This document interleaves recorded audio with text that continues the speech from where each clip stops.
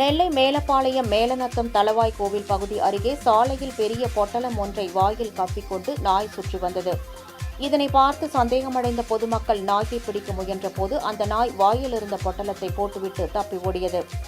அந்த பொட்டலத்தை பிரித்து பார்த்தபோது அதில் ஒரு ஆண் குழந்தையின் சடலம் இருப்பதை பார்த்து அதிர்ச்சியடைந்த பொதுமக்கள் இதுகுறித்து போலீசாருக்கு தகவல் தெரிவித்தனர்.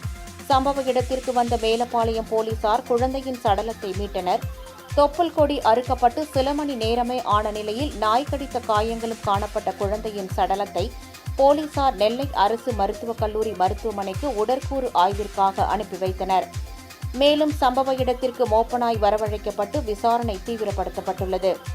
குழந்தை எங்கிருந்து நாயால் கவ்விக்கொண்டு வரப்பட்டது, யாருடைய குழந்தை என்பது குறித்து போலீசார் விசாரணை நடத்தி வருகின்றனர்.